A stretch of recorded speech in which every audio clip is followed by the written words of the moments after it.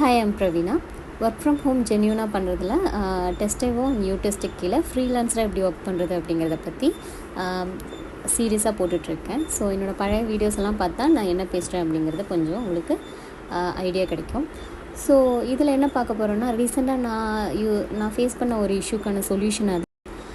App testing அப்போது crash lock வரும் iOSல, அதாவது ஆப்பிள் ஃபோனில். அப்போது க்ராஷ் லாக் அட்டாச் பண்ணும். நான் இதுக்கு முன்னாடி யூஸ் பண்ணிக்கிறது 3U டூல்ஸ் தான். அதில் எனக்கு கன்சோல் லாக் எடுக்க முடியும். ஆனால் க்ராஷ் லாகு கொஞ்சம் கஷ்டம் எடுக்கிறது. ஒன்ஸ் ஆப் க்ராஷ் ஆகும்போது iTunes 3U டூலும் சேர்ந்து வந்துட்டு ஹேங் ஆகிடுது.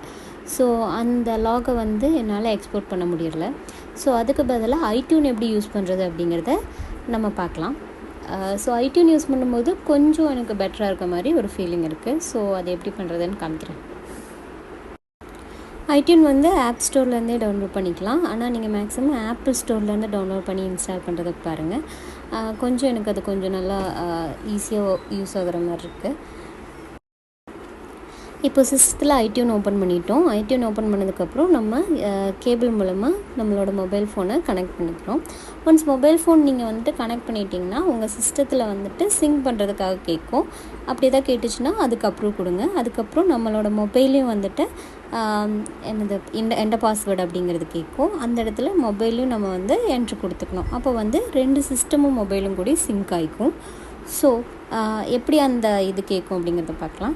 இது மாதிரி கேட்கும், ட்ரஸ்ட் திஸ் கம்ப்யூட்டர் அப்படிங்கிறது கொடுத்து நம்மளோட பாஸ்வேர்ட் கொடுத்துட்டோன்னா நம்ம இப்போ கனெக்ட் ஆகிடுச்சு, சிங்க் ஆகிடுச்சு நம்மளோட மொபைலும் லேப்டாப்பும். ஸோ ஒன்ஸ் நீங்கள் கனெக்ட் பண்ணதுக்கப்புறம் க்ராஷ் லாக் பெர்ஃபார்ம் பண்ணுங்கள். நீங்கள் ரிப்போர்ட்டில் என்ன டைப்பாக ஸ்டெப்ஸ் எழுதியிருக்கீங்களோ அதே சேம் ஸ்டெப் தான் ஆப்லேயும் பெர்ஃபார்ம் பண்ணணும். ஸோ ஆப் பெர்ஃபார்ம் பண்ணும்போதே நீங்கள் ரெக்கார்டும் பண்ணணும். இன்னொரு எக்ஸ்டர்னல் டிவைஸ் வச்சு ரெக்கார்ட் பண்ணுங்கள்.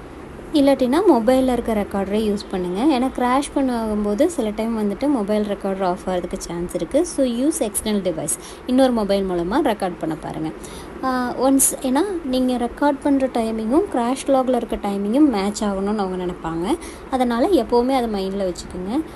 இதை தனியாகவும் அதை தனியாகவும் அட்டாச் பண்ணாதீங்க. பக் ரிஜெக்ட் ஆகிறதுக்குள்ள ரீசன் இருக்குது. இல்லாட்டினா அப்டேட் கேட்பாங்க. ஸோ அதை எப்போவும் ஞாபகத்தில் வச்சுக்கோங்க. ஒன்ஸ் க்ராஷ் நீங்கள் பெர்ஃபார்ம் பண்ணிட்டீங்கன்னா நீங்கள் போக வேண்டிய லிங்க் இருக்கும். இது ஃபோல்டர் லிங்க்கு. நீங்கள் ஏதாவது ஒரு ஃபோல்டர் ஓப்பன் பண்ணி நான் கொடுக்குற லிங்க்கை போட்டுக்கோங்க. இந்த இடத்துல உங்கள் டிவைஸோட நேம் மட்டும் நீங்கள் போட வேண்டியிருக்கும். ஒன்ஸ் டிவைஸ் நேம் ஆட் பண்ணி நீங்கள் அந்த ஃபோல்டருக்குள்ளே போயிட்டிங்கன்னா, இப்போ எனக்கு க்ராஷ் எதுவும் நடக்கலை, அதனால் அந்த .ips எதுவும் இல்லை.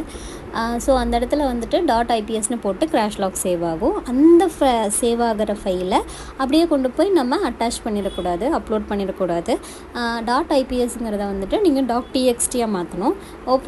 ஃபைலை ஓப்பன் பண்ணி சேவ் அஸ் போகும்போது .txtன்னு போட்டு சேவ் பண்ணாலும் சரி, யூடெஸ்ட் ஆனாலும் சரி, டெஸ்ட் ஆனாலும் சரி, ரெண்டுக்குமே .txtயில் தான் நம்ம லாகு அப்லோட் பண்ணோம்.